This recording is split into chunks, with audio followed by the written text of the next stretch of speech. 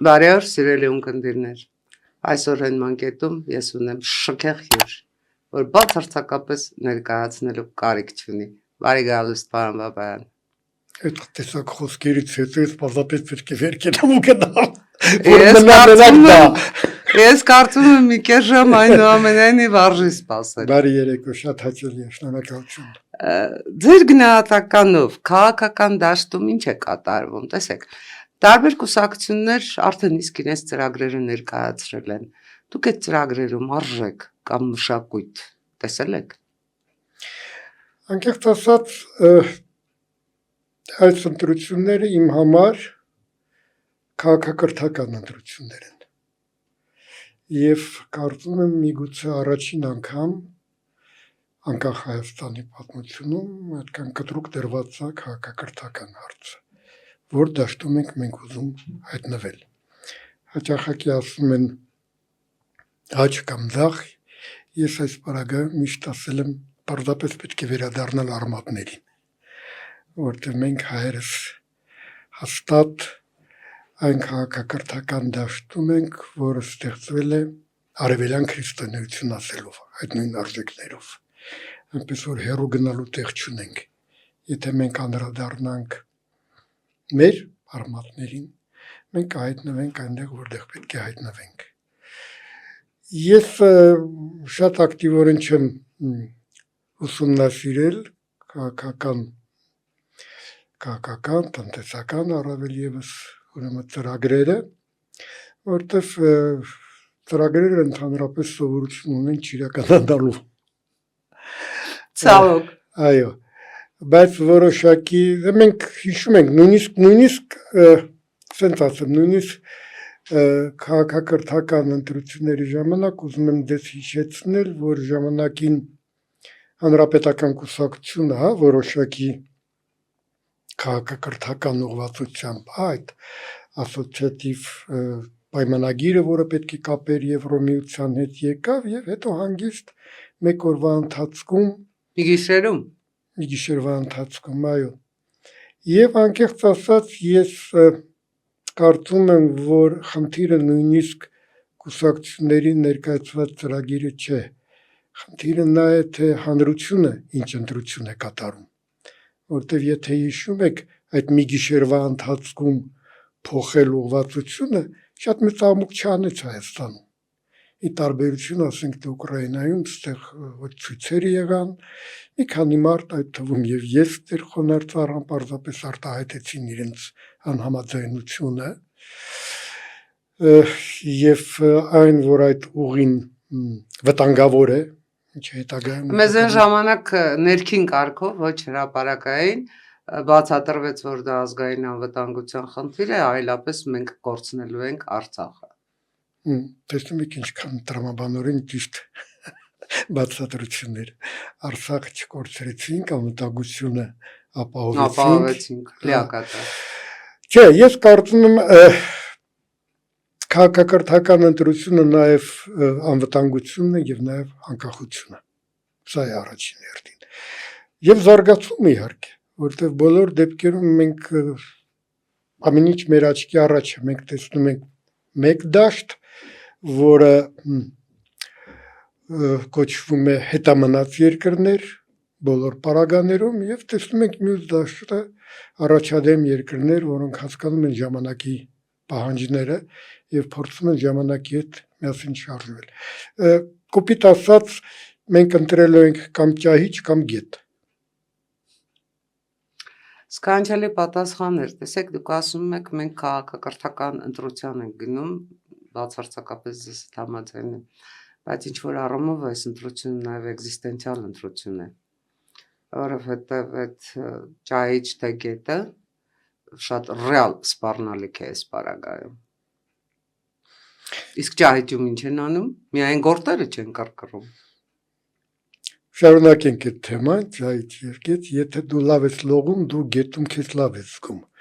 Ճահիճում լավ լողալը չի օգնում։ Դու խեղդվում ես միևնույն, ճահիճը քեզ քաշում է։ Այո, հիմա մենք ինչ ենք անում, մենք փորձում ենք այդ ճահիճի վրա այսպես գեղեցիկ սքանչելի լոտոսներ փռել, շատ հրաշալի տեսքով բազմագույն լոտոսներ 300,000 աշխատատեղերի համընդհանուր բարեկեցության բացարձակ ինքնիշխանության, որքան էլ որ զարմանալի դա հնչի, որովհետև ես վերջերս նկատել եմ, որ նրանք, ովքեր վաճառքի են հանում Հայաստանի Հանրապետության ինքնիշխանությունը, բացարձակ աճուրդի են հանում ու դա չեն էլ թաքցնում, ամենից բարձրն են ճչում, որ մենք անվտանգության խնդիր ունենք, մենք ինքնիշխանության խնդիր ունենք։ Եվ այդ գեղեցիկ լոտոսներով ծածկված ճահիճի մեջ փորձում են ընկղմել ամբողջ մի պետություն իր ժողովուրդով։ Արդյոք դա էգզիստենցիալ ընտրություն չի։ Քաղաքակրթական ընտրությունն է էգզիստենցիալ ընտրություն, վերջը, որտեղ դու որոշում ես քո համար քո արժեքային համակարգը։ Եթե որպես մեծագույն արժեք համարում ես մարդը եւ մարդու կյանքը, դա էգզիստենցիալ ընտրություն է։ Այնպես որ ես կարծում եմ ելի եմ ուզում անդրադառնալ հանրության մոտեցմանը։ Գիտեք, ես շատ հեռու եմ մեղադրանքներից։ Ես կարծում եմ, որ կրթական աշխատանքը շատ ավելի կարևոր է։ Որտեւ իրականում նայեք, մենք հենց մեր հարևանների, Ռուսաստանի ասենք թե օրինակով, երբ 90-ական թվականներին Ռուսաստանը բոլոր դեպքերում շարժվում էր կարծես թե ժողովրդավարական ճանապարհով։ Զարգացում էր գնում եւ այլն բաներ։ Եվրամիության հետ էին բանակցում, ՆԱՏՕ-ի հետ էին բանակցում։ Այո, ՆԱՏՕ-ի հետ էին պայմանագիր կապում եւ այլն բոլոր երկրների մեջ ճշնամիներ չկային։ Եվ հենց այդ ժամանակ սկսվեց Հայաստանի Հանրապետության բանակցությունները Եվրամիության հետ, որովհետեւ Ռուսաստանից սկսած բոլորը անխտիր բանակցում էին Եվրամիության հետ, դա հիշենք։ Նայեք, մենք ասում ենք, որ մեր գիշերվա ընթացքում մենք իրականացրեցին կտրուկ փոփոխություն, մեկ գիշերվա ընթացքում չի իհարկե, մի քիչ ավելի երկար ժամանակում Ռուսաստանը փոխեց իր հովատությունը եւ դա մեծ աղմուկ չբարձրացրեց Ռուսաստանում։ Ինչու, որտեվ այդ քաղաքակրթական ընտրությունը ավելի շատ թելադրված էր իշխանության կամ կուսակցությունների կողմից, այլ ոչ թե հանրության պահանջից։ Իսկ այդ ժամանակ, երբ որ ինքը հանրությունը չի ներկայացնում այդ պահանջը, հեշտ է լինում փոխել ճանապարհը։ Այո։ Իսկ եթե հանրությունը որոշում է, թե ինչ ճանապարհով է նա գնալու, այդ ժամանակ նա ընտրում է համապատասխան իշխանություն, այլ ոչ թե առաջնորդվում է, սա դուր է գալիս, սա դուր չի գալիս, սրա դեմքի արտահայտությունը լավն է, սրա մազերի գույնը լավն է եւ այլն չափանիշներով։ Տեսեք, անկախությունից հետո մենք բավականին երկար ժամանակ ենք անցկացրել։ Ձեր գնահատականով մենք այդ ընթացքում արդյոք ձևավորել ենք այդ քաղաքակրթական արժեքները։ Արդյոք մենք ունեցել ենք չափանիշ, որը արժե համակարգի հիմքում է դրված։ Դուք հիշատակում եք Ռուսաստանը, ես ձեզ հետ լիովին համաձայն եմ։ Հայաստանի Հանրապետությունը ընդհանրապես Ռուսաստանի հետ շատ հետաքրքիր հարաբերություններ ունի։ Ռուս ժողովրդի նկատմամբ մենք մեծ սեր ունեցել ենք եւ ունենք։ Ռուս մշակույթը մեզ համար իսկապես դասական մշակույթ է, որտեղ մենք որևէ խնդիր չունենք։ Ամբողջ խնդիրը գալիս է Ռուսաստանի իշխանության հետ։ Բայց այստեղ պարադոքս է, Ռուսաստանի իշխանության խնդիրը առաջին հերթին սեփական ժողովրդի հետ է, որովհետև ինչ կատարվեց Ռուսաստանի իշխանության հետ, նրանք նախ վերացրին իրենց ընդդիմությունը։ Կարող եք այսօր հիշատակել որևէ կուսակցություն Ռուսաստանում գործող, որը քիչ թե շատ Եդիная Ռոսիան, հետո ինչ կուսակցություններ կան, կա որևէ կուսակցություն, որը քիչ թե շատ ընդդիմադիր հայացքներ ունի, որը քիչ թե շատ կարող է, ասենք, խորհրդարանում առարկել Եդիная Ռոսիայի բերած ամեն աբսուրդ օրենքին։ Չկան ղեկավարները, կամ սպանված են, կամ վտարանդի են, կամ արդեն իշխանության կողքին են։ Սա է խնդիրը Ռուսաստանի հետ եւ մենք այստեղ երբ փորձում ենք, ասենք, հայ-ռուսական հարաբերություններին գնահատական տալ, մենք Ռուսաստանի հետ խնդիր չունենք, որևէ խնդիր չունենք։ Ռուսաստանի խնդիրը ինքը իր հետ է։ Ռուսաստանի իշխանության խնդիրը նախ իր ժողովրդի հետ է, իշխանության հասկացության հետ է, որտեղ ոնց ուզում եք վերցրեք, Ռուսաստանում երբևէ 21-րդ դարում չեն եղել ընտրություններ, եղել են նշանակումներ։ Ինչ է նշանակում դու գնում ես ընտրության առանց այլ ընտրանքային տեխնացուի։ Ես ամբողջովին համաձայն եմ ձեր հետ, բայց ուզենայի մի քիչ ավելի ընդլայնել, հա, այդ թեզը, որ դուք բերեցիք առաջ, որ Ռուսաստանի իշխանությունը առաջին հերթին խնդրեմ է ունեցել սեփական ժողովրդի հետ։ Ավելին ասեմ, սեփական ժողովրդի մտավորականության հետ։ Վերացրել է մեղմ ասած։ Ընդ որում դա իրականացվել է ոչ միայն սովետական շրջանում, այլև ցարական, հիշենք Տոլստոյի հանդեպ վերաբերմունքը եկեղեցու կողմից, Բանադրեցին Տոլստոյին ու մյուս դարացրին եկեղեցին։ բազմաթիվ մտավորականներ, որոնք իսկապես պարծանք էին բերում այդ ազգին։ Հիշենք, թե ինչ կատարվեց հոկտեմբերյան հեղաշրջումից հետո այդ հայտնի նավ 500 մտավորական փիլիսոփա, որոնք պարզապես քշվեցին ստալինյան ժամանակների այդ բռնաճնշումները, այդ համակենտրոնացման ճամբարները։ Սպանությունները, եթե ես թվարկեմ, բլոկի մահից սկսած, որը չգիտես ինչու մարդը վերցրեց ու մի օրում մեռավ։ Ալեքսանդր Բլոկ, Արծաթեդար, Փառահեղ Բլոկ, Շատ էին եւ Մերխոլդը, Գումիլով, եւ Գումիլովը, եւ Ախմատովը, Ցվետաևա, կախվեց, բազմաթիվ Իսենին, Մայակովսկի, թատրոնը էլ չասեմ, դե ֆակտո, Զոշենկո, դե ֆակտո չմնաց, Բուլգակով։ Հիմա ես ասում եմ ու անունները այսպես ուղեղից մեջ շարվում այդ են։ պրոյեկտով մենք կարող ենք տեղափոխվել Չմնաց մտավորական։ Հայաստան, հա, Չարենց, Բաքու Ակունց, Մահարի, եւ այլն եւ այլն եւ այլն։ Առաջին ժողովրդական դերասան Ջանանը, որը եւս գնդակահարվեց, նույնիսկ եւ դա չի կարելի միայն այսպես ասած Ստալինի ժամանակաշրջան վիրագրել, իսկ ինչ կատարվեց Փարաջանովի հետ, քանի հրաշալի պրոյեկտներ, ֆիլմեր, որ կարող էին նկարահանվել, պարզապես մեջտեղ չեկան, մարդը նստեց բան, ծանր հիվանդացավ եւ Ես որ քան հիշում եմ Փարաջանովի ցանկությունները Արա Գեղեցիկը նկարել վերջին Այո, ցանկությունը։ այո, կար դա ոչ միայն Արա Գեղեցիկը, նաեւ Շանիկը, բազմաթիվ պրոյեկտների։ Ես Զավեն Սարգսյանն իմ շատ լավ ընկերը, Փարաջանովի ընկերը, որը փաստորեն հիմնեց եւ պահեց Թանգարանը։ ժամանակ թանգարանը։ Նա ինձ տվել էր իր սցենարները, պատճենահանած իհարկե, բայց իր ձեռագրով, Փարաջանովի ձեռագրով գրած սցենարները հրաշալի բաներ են։ Չիրականացավ, անգամ ասել եմ իսկանի եւ մենք դա արդարացնում ենք, բայց դե գործարան կառուցվեց եւ այլն, քանի գործարանով կարելի արդարացնել Չարենցի մահը, Չարենցի սպանությունը։ Կարծում եմ չկա որևէ նյութական ռեկ, որով դու կարող ես հոգևորը սպանել։ Իսկ դու սպանեցիր Չարենց, դու սպանեցիր պոեզիա։ Եվ ստեղ մենք էլի կվերադառնանք այն հարցին, որից սկսեցինք, որտեղ մարդարժեք չէր։ Այո։ Գործարան ենք կառուցել։ Չարենց դե լավ, հա, Չարենց ինչ ա եղել, որ այնմեղ զոհերը քանի մարդ այդ թուրքահայերը, որ վերադարձան 49 թվականին մեծ հայրենադարձությունից հետո հայտնվում են Սիբիրում, գալիս են հայրենիք, հայտնվում են Սիբիրում։ Ղրիմից ակսորված հայերը, հիմա խոսում են Ղրիմի թաթարների մասին, բայց մեծագույն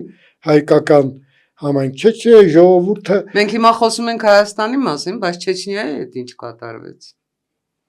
Ռուսաստանը դեռ ժամանակին միջև սովետական միությունը նույն ճակատագրին արժանացրեց չերկեսներին։ Նույն ճակատագրին։ Այո։ Մալականները, որոնք այստեղ էին ապրում, մենք երբևէ հարցվել ենք ոնց էին մալականները այստեղ հայտնվել Հայաստանում, Սիմեոնովկա, ինչ խնդիր էր Հայաստանի Հանրապետությունում Սիմեոնովկա։ Այո։ Չէ, ես կարծում եմ եւ այստեղ յուրաքանչյուրիս հարցն է եւ միգուցե առաջին հերթին մտավորականների ինչ արժեքներս դու դավանում։ Ըստ դրա կարելի է կատարել եւ ընտրություն, որտեղ եթե դու չես որոշում արժեքները, այլ որոշում ես պարզապես անձին, իսկ անձիկ նրանք հաճախակի առավել եւս կուսակցական փոխում են հայացքները եւ դա պարզ է, դա հասկանալի բան է։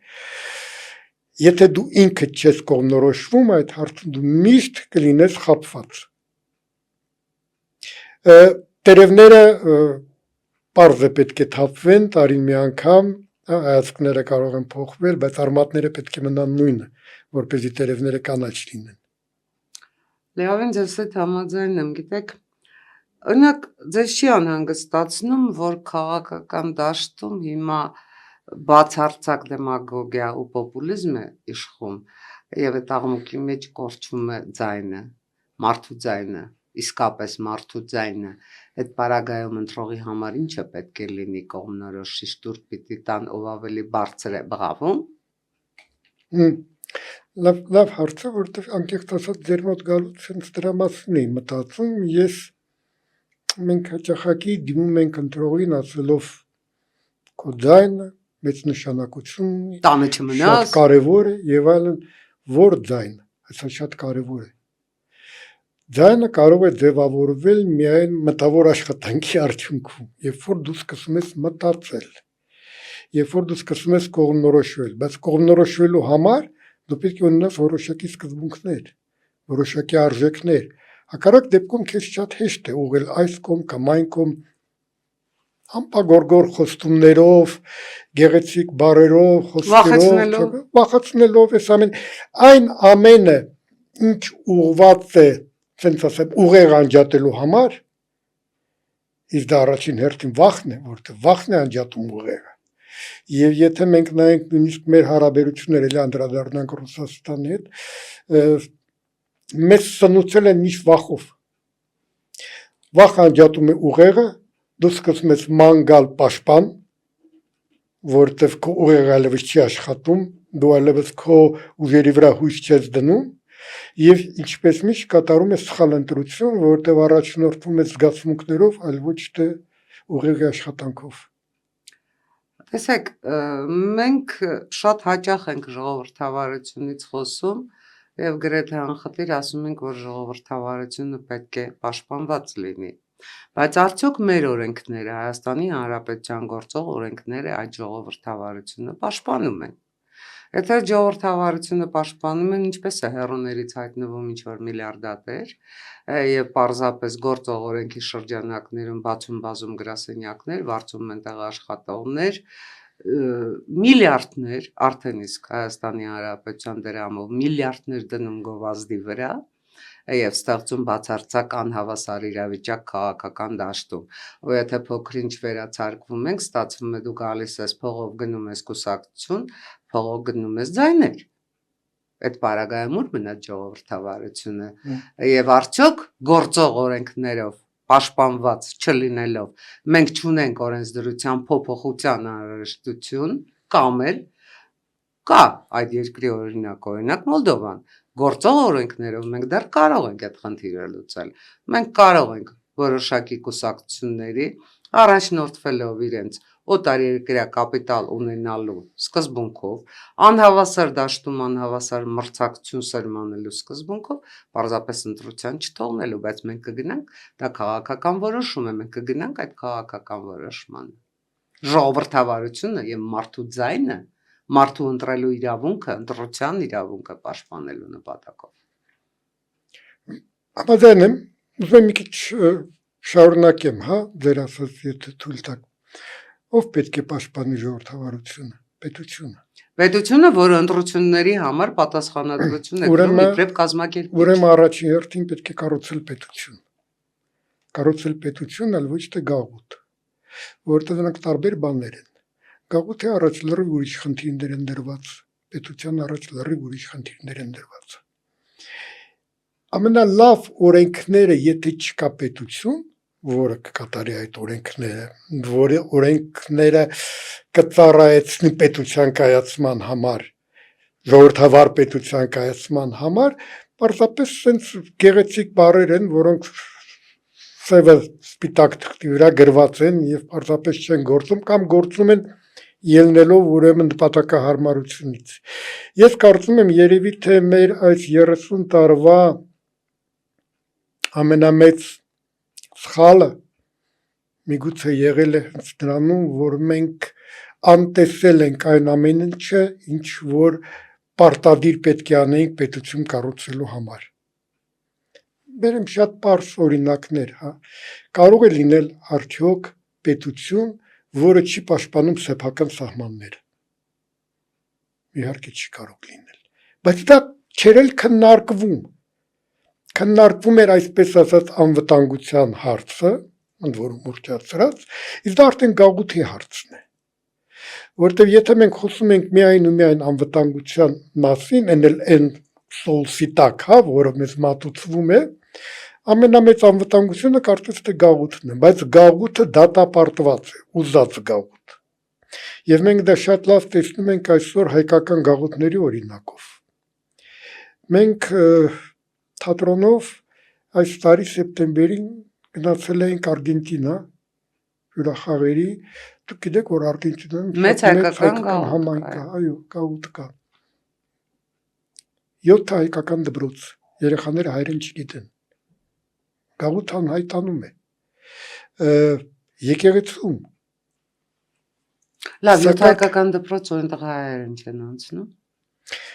Երեխաները հրաժարվում են հայերեն սովորելու, որտեղ ասում են այս Մեր ինչին է պետք։ Մեր ինչին է պետք, մեր կարիերայի հետ վաղը դա պետք չի լինելու։ Եվ դա ոչ թե որտեղ վատ գաղութ է կամ լավ գաղութ է, իրականում շատ լավ գաղութ է, շատ հրաշալի մարդիկ են եւ այլն, բայց դա գաղութի ճակատագիրն է։ Ու ծածում։ Հիմա մենք շատ ենք խոսում հայ ազգ, հայ եւ այլն, բայց լավագույն ձևը հայ պահպանելու դա պետությունն է։ Գաղութները դատապարտված են, գաղութներում ապրում են, Սփյուռքում ապրում են հրաշալի մարդիկ։ Եվ սթափ մտածող մարդիկ բոլորը դա են ասում են մեր գաղութը վերանում է, դուք էլ եք երևի լսել այդ հայտարարությունը տարբեր, հա, լիբանահայերից, պարսկահայերից, չգիտեմ, եգիպտական հայկական գաղութ այլևս չկա, Իրաքինը չկա, Սիրիայինը չկա, մնացածները ձուլվում են, եւ դա շատ բնական է։ Դրա համար պետություն, որը իր կառուցվածքով արդեն նման խնդիր քո առաջ չի դնում, որտեղ պետությունը դա արդեն ազգապահպան կառույց է։ Մենք դրանով չենք զբաղվում։ Մենք համարում ենք, որ կարելի է ուրեմն երգել ֆիդայինների մասին եւ այլն, այլ ոչ թե բանակ կառուցել։ Գիտեք, մի հետաքրքիր դեպք պատմեմ, ես ժամանակին ընդգրկված էի Պաշտպանության նախարարության հասարակական խորհրդում եւ մենք հաճախակի էինք գնում Արցախ, ուրեմն հանդիպում զինվորականների հետ, խոսում եւ 16 թվականի այդ 4 օրյա պատերազմից հետո, երբ որ պարզ դարձավ տարբերությունը, հա,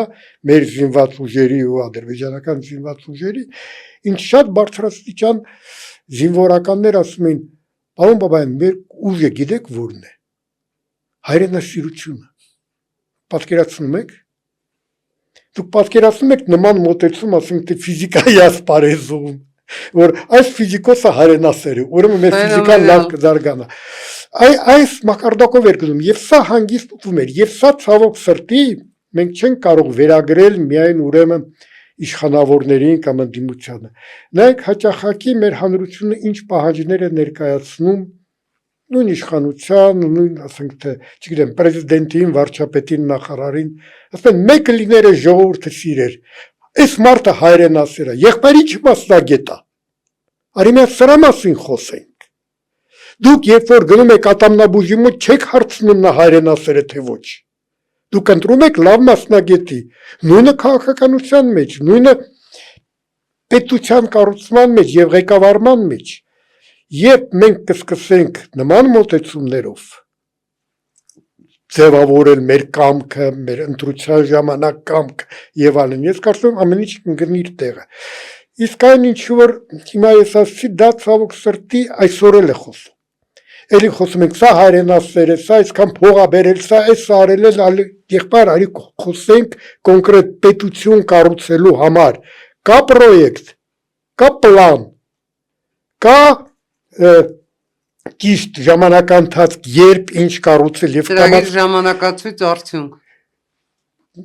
Վերջիվերջո մենք շատ անտարբեր նաեւ վերաբերվեցինք նրան, երբ որ մեր տնտեսության ամենակարևոր ճյուղերը տվեցինք ուրիշ երկրին, չէ՞։ Ես կարծում եմ, որ մեր տնտեսությունը Ռուսաստանին անցնելը ազգային դավաճանություն էր, որովհետև դու չես կարող քո այն հիմքերը, որոնցով պետք է բանակդ պահես, ինքնիշխանությունդ պահես, այդպես հեշտ ու հանգիստ հանձնես ինչ-որ մի երկրի, ու այդ երկրից հայտնվես բացարձակ կախվածության մեջ։ Ես ավելին ասեմ, 2018-ից մինչև այսօր ինչ է եղել Հայաստանի Հանրապետությունում, ինչ քայլեր են եղել Հայաստանի Հանրապետությունում այդ մոնոպոլիաները նվազեցնելու առումով, որովհետև երբ քո տնտեսությունն այնուամենայնիվ գտնվում է Ռուսաստանի ձեռքում, սկսենք երկաթուղին, որը վերջերս շատ քննարկման բուրն քննարկման թեմա դարձավ, ու մինչև հիմա մենք չունենք ամենայն դեպս հստակ պատկերացում տրիպի կառուցման համար ինչ դեր է խաղալու այն երկաթուղին, որը Ռոբերտ Քոչարյանը իր պաշտոնավարման վերջին թերևս ժամերին հանձնեց Ռուսաստանի կոնցեսիոն կառավարմանը։ Մենք չունենք պատկերացում Հայաստանի Հանրապետության էներգետիկ անկախության մասին, որովհետև քննարկվում է, բայց մենք չգիտենք երկրորդ տարեկա վերջին հաշվով է կառուցելու։ Իսկ դա մեզ համար ոչ միայն էներգետիկ անվտանգության, դա նաև ազգային անվտանգության խնդիր է, դա նաև տնտեսական զարգացման խնդիր է։ Մենք չունենք պատկերացում, թե ինչու 2018-ից հետո այդ տնտեսական հեղափոխությունը, որը շեշտվում էր այն ժամանակ, չիրականացավ։ Տնտեսական հեղափոխությունը հանգեց ճանապարհաշինության, շինարարության, սպասարկման ոլորտի։ Ես չգիտեմ, որևէ մեկը կարող է ինձ թվարկել այն ձեռնարկությունները, նոր ստեղծված արտադրական աշխատատեղերը, որոնք մրցունակ ապրանք արտահանելու ունակ են։ Իսկ մեզ ինչն է պետք ամենից կարևորը մեզ համար տնտեսությունն է, որտեղ եթե դու չունես քո տնտեսություն, զարգացող տնտեսություն, նոր տեխնոլոգիաներով, ներդրումներով տնտեսություն, քո բանակն էլ կմնա որոշակի ցածր մակարդակի, դու էլի կպատրաստվես նախորդ պատերազմում հաղթելու ոչ թե հաջորդ, դու էլի ժողովրդագրական խնդիրը չես լուծի, քո բնակչությունը էլի կգնա ոչ թե աճելու, այլ նվազելու միտումով, որտեղ դու կենսամակարդակ չես բարձրացնում, դեք շատ հաճախ ժողովրդագրությունը հանգեցնում են ծնելիությանը, ոչ, դա նախ մահացության կրճատումն է, եւ առաջին հերթին դա կենսամակարդակն է։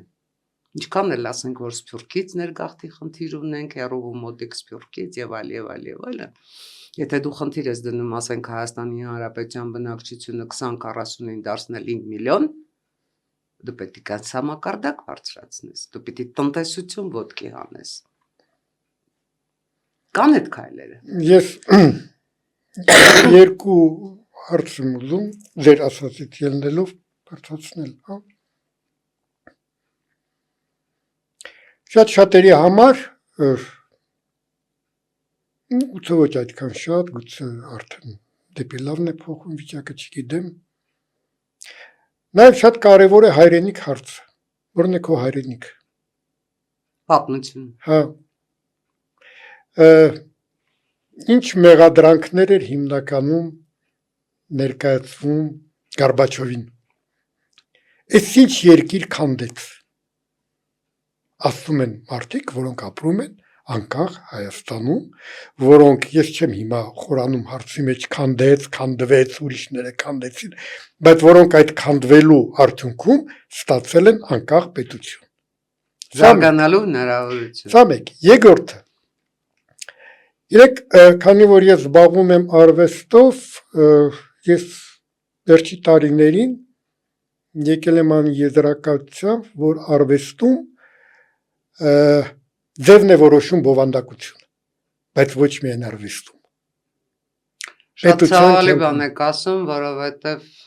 ձևը բովանդակություն որոշելով պարագայում դու ստանում ես ֆիասկո։ Չէ, հիմա փորձեմ բացատրել, նայեք, մենք ունենք բանակ, բայց մենք բանակը ձևով պահեցինք սովետական։ Իսկ բովանդակությունը չփոխվեց։ Եվ գիտեք, շատ հետաքրքիր բան է կատարում, որտեղ խոսել եմ եւ պարզապես տեսել եմ եւ մեր ոլորտում էլ նույնիսկ մշակութային։ Եկել են մարդիկ կարծես նոր գաղափարներով, հետաքրքիր ձևը չփոխելով, իրանք սկսում են ենթարկվել այդ հին կանոններին, կաղապաններին, կաղապանված մտածողություն։ Եվ այդ ուրեմն իրենց բոլոր մղումները, իրենց բոլոր ցանկությունները, նոր գաղափարները, եթե իրենք չեն փոխում ձևը, իրենք սկսում են սպասարկել հին ձև ու գալիս են էլի նախկին կոտրած տաշտակի մոտ կարտնում են։ Ինչպես էր կառուցված բանակը։ Բանակը կառուցված էր սովետական, ռուսական բանակի սկզբունքով, հա, քանակն է որոշում։ Ինչպես ասում էին, ժուկը ներասում, այլ սուվորով ներասում, բաբը նովը խնարաժայտ, կապ չունի։ Մենք տեսնում ենք Ուկրաինայի հետ պատերազմը, հա, Հետևաբար բոլոր հարցերը կլուծվեն։ Այո, այո։ Ականներն էին, այսպես ականազերծում պեխոտան ուղարկելով այդտեղ, արդյոք փոքրիկ Հայաստանը կարող էր այդ սկզբունքով բանակ պահել։ Իհարկե ոչ։ Եվ սա միայն բանակի հարց չի։ Շատ ու շատ ասպարեզներում ձևը պետք է փոխվի, պետության ձև պետք է լինի։ Ընդ որում ոչ թե այսպես ասած բելոռուսական կամ տաջիկական կամ ռուսական մոդելի, այլ ամենաառաջադեմ մոդելների։ Մենք հիմա բերում ենք օրինակներ, ասում ենք, այնքան արագ զարգանում են տարբեր արաբական երկրներ, հա, նույն Էմիրատները, չգիտեմ, եւ այլն, եւ այլն։ Ինչ ձև են իրենք ընտրել։ Իրենք ընտրել են եվրոպական ձև։ Նույն Ճապոնիան ընտրեց, գտնվելով արևելքում ամենա, նա ընտրեց զարգացման համար եվրոպական մոդել։ Սա է։ Եվ հիմա, եթե թույլ տաք մի բան էլ,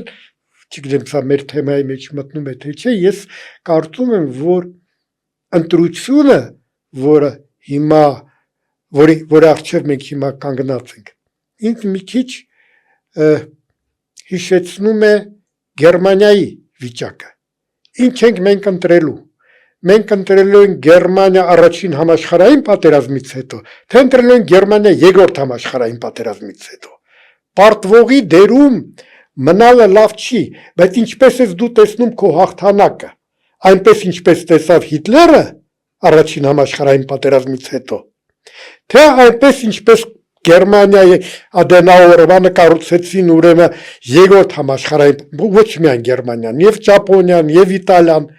պարտված երկրները դարձան հաղթողներ,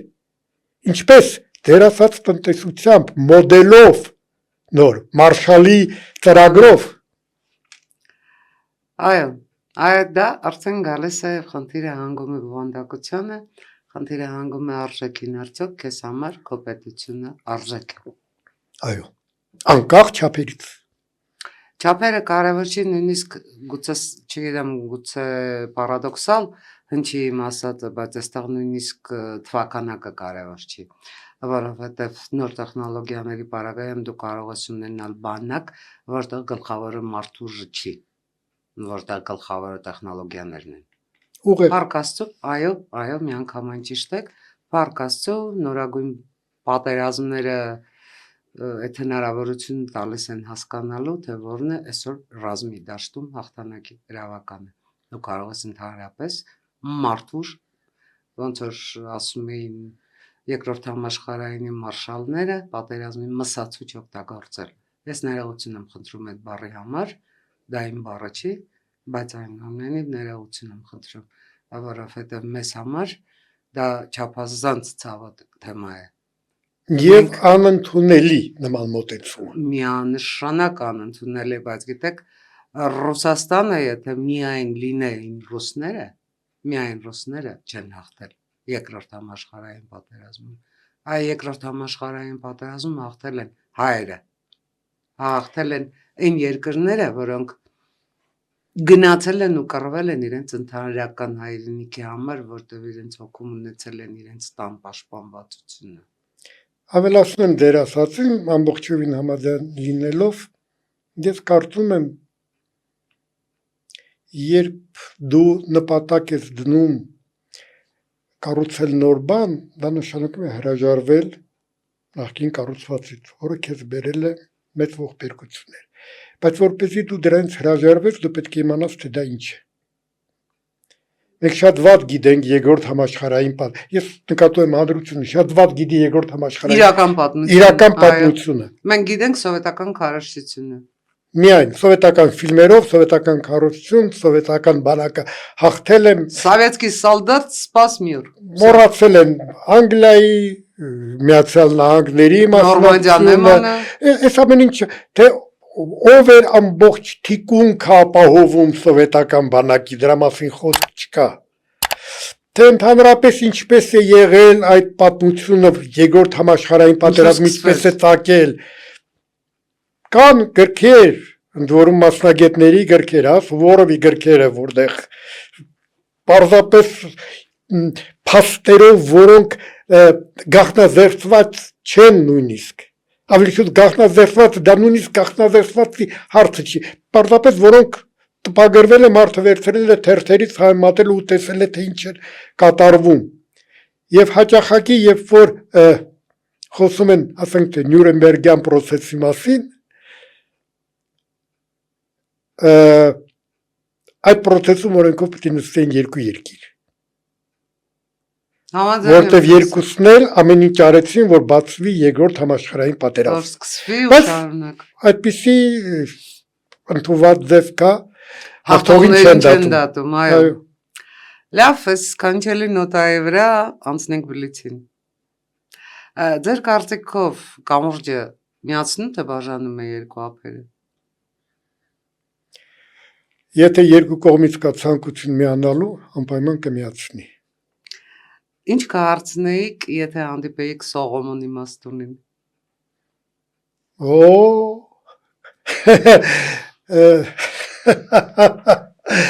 Կասեի կուզես քեզ խորհուրդ տամ։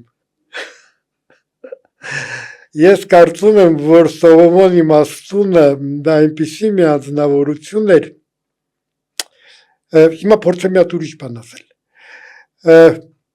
Շատ լավ է իհարկե լսել իմաստուն խորհուրդներ, բայց շատ կարևոր է նաև սեփական կյանքից ճիշտ խորհուրդներ քաղել, եզրակացությունների գալ։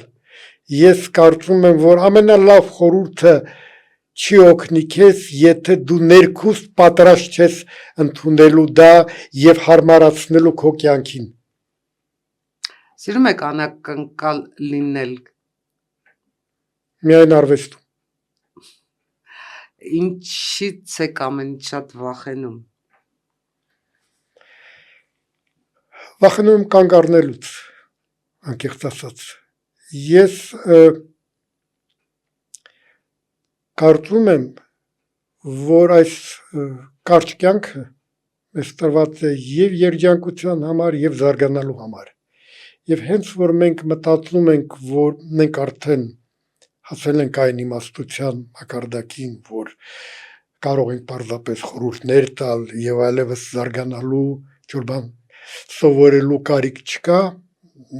մեր կյանքը ավարտվում է, անկախ նրանից ֆիզիկական կյանքը ավարտվում է թե ոչ։ Հայաստանի 3 անհետաձգելի խնդիրները ձեր գնահատականը որոնք են։ Մեկ խնդիր ունեմ՝ պետություն կառուցել։ Պետություն կառուցել, ժողովրդավարական պետություն, այն ստեղ հեծանիվ հնարել պետք չի, չկա հայկական մաթեմատիկա։ Կա, մենք երկուսին գումարում ենք 2 եւ ստանում ենք 1։ Դե դա արդեն առաջընթաց է, եթե ուղիղ 0։ Ես կարծում եմ, սա ամենակարևորն է։ Ես սրա մասին խոսում եմ վերջերս հաճախակի առանց որևէ մեկին մեղադրելու։ Գաղութի արժեքների մեջ ապրելը, ցավոք սրտի մեր պատմությունը այդպիսին է, որ մենք շատ երկար տարիներ եւ բազմաթիվ սերունդներով ապրել ենք այդպես եւ դա հասկանալի է եղել։ Պետության մեջ ապրելը, պետություն կառուցելը, սա նոր բան է մեր համար։ Այնպես չի, որ մենք ամեն ինչ գիտեինք, որ մենք ձգտում էինք, սովորելիքություն։ Երբ որ հաճախակի խոսում են հայերը միշտ ձգտել են ունենալ անկախ պետություն կներեք, եթե ձգտեինք կունենայինք։ Մեր պատկերացումները պետության մասին էլի սահմանափակվել են գաղութի մոտեցումներով։ Հարաբերական անկախություն։ Համար ես կարծում եմ, որ առաջնայինը դա պետություն, ժողովրդավարական պետություն կառուցելն է, առաջադեմ պետություն կառուցելն է, որտեղ մարդը մեծագույն արժեք է, մնացածը գալիս է դրանից։ Եվ նույնիսկ հաճախակի խոսում են հնարավոր էր խուսափել պատերազմից, թե հնարավոր չէր եւ այլ։ Եթե մարդը ուներ մեծագույն արժեք, հնարավոր կլիներ։ Եթե այդ տեսակետից ես դու փորձում անել քո քայլերը, դու կգտնես ճիշտ ճանապարհ։ Եթե կան ուրիշ արժեքներ, այլ ոչ թե մարդը։ Եթե սենց ասեմ, գուցե մի քիչ կոպիտ հնչի, եթե արժեքը ժողովուրդն է, ես կբերեմ սովետական միության օրինակը։ Ժողովուրդը համարվում մեծագույն արժեք եւ կարելի էր տասնյակ միլիոններով այդ ժողովուրդը ոչնչացնել, արդարացնելու, որ ժողովուրդն է մեծագույն արժեքը։ Իսկ եթե մարդն է մեծագույն արժեքը, դու ոչ մեկին չես ոչնչացնի։ Ինչն եք ամենից շատ ցանկանում մոռանալ։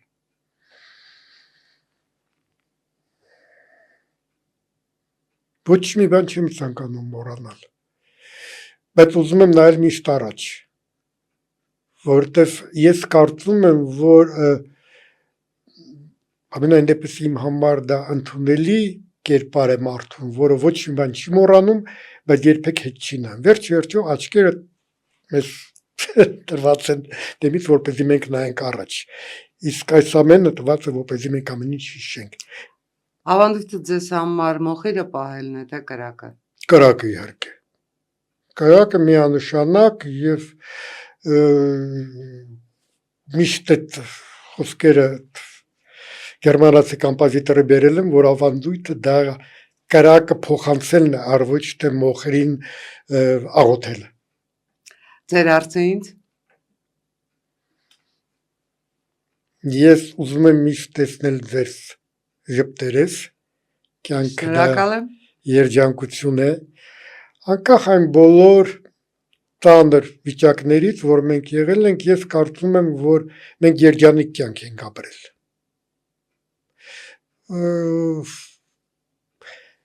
Երբեք կենցաղային վիճակները մարդուն չեն դարձնում ավելի իմաստուն։ Մարդուն իմաստուն է դարձնում ցավը, ողբերգությունը, կորուստները, բայց այդ իմաստությունով պետք է կարողանալ շարժվել առաջ